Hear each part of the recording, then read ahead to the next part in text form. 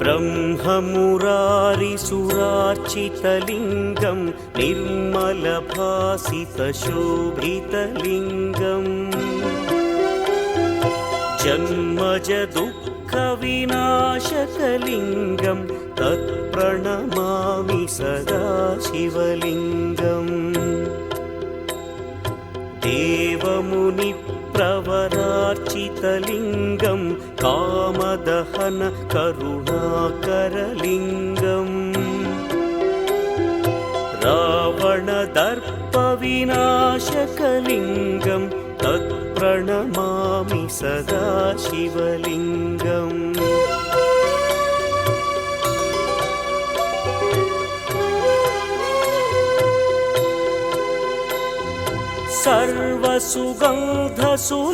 सर्वसुगन्धसुलेपितलिङ्गं बुद्धिविवर्धनकारणलिङ्गं सिद्धसुरासुरवन्दितलिङ्गं तत्प्रणमामि सदा शिवलिङ्गं कनकमहामणिभूषितलिङ्गं फणिपतिवेष्टितशोभितलिङ्गम्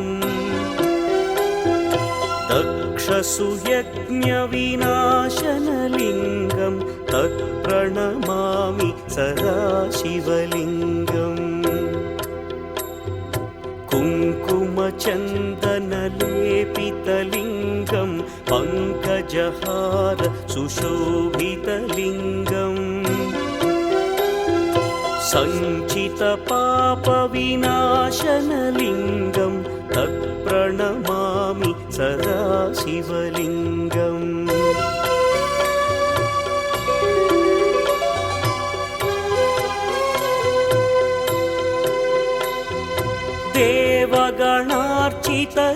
देवगणार्चितसेवितलिङ्गं भावैर्भक्तिभिरेव च लिङ्गं दिनकरकोटिप्रभाकरलिङ्गं तत्प्रणमामि सदा शिवलिङ्गम् अष्टदलोपरिवेष्टितलिङ्गं सर्वसमुद्भवकारणलिङ्गम्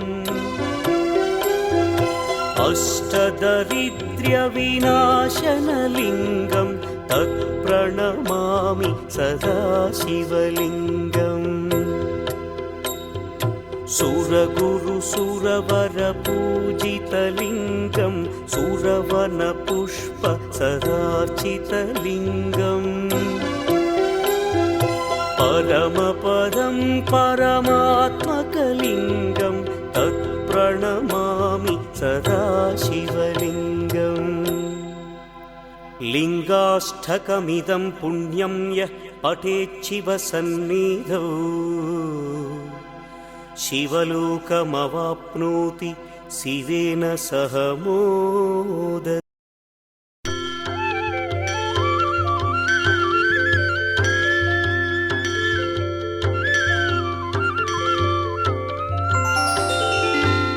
प्रभुं प्राणनाथं विभुं विश्वनाथं जगन्नाथनाथं सदानन्दभाजम् भवद्भव्यभूतेश्वरं भूतनाथं शिवं शङ्करं शम्भुमीशानमीडे गळेरुण्डमालं तनौ सर्पजालं महाकालकालं गणेशादिपालम् जटाजूटगङ्गोत्तरं दैर्विशिष्यं शिवं शङ्करं शम्भुमीशानमीडे मुदामाकरं मण्डनं मण्डयन्तं महामण्डलं भस्मभूषाधरन्तम् अनादिं ह्यपारं महामोहमारं शिवं शङ्करं शम्भुमीशानमीडे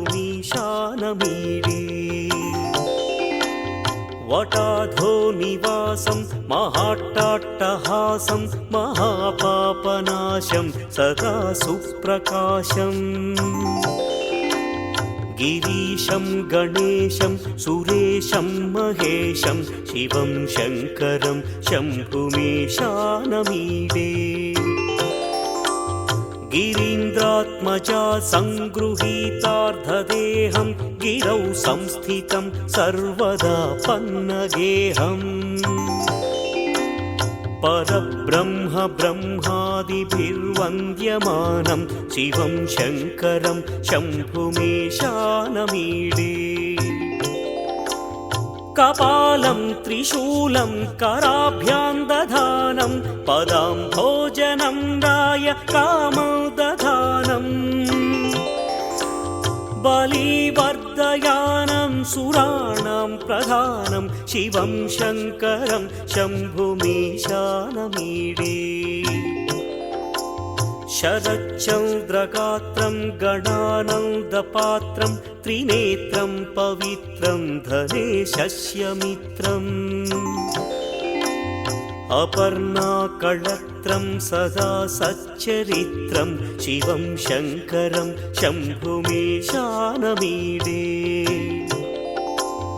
हरं सर्पहारं चिताभूविहारं भवं वेदसारं सदा निर्विकारम् श्मशाने वसन्तं मनोजं दहन्तं शिवं शङ्करं शम्भुमीशानमीडे स्वयं यः प्रभाते नरः शूलपाणे पठे स्तोत्ररत्नं त्रिह प्राप्य रत्नम् सुपुत्रं सुधान्यं सुमित्रं कळत्रं विचित्रैः समाराध्य मोक्षं प्रयाति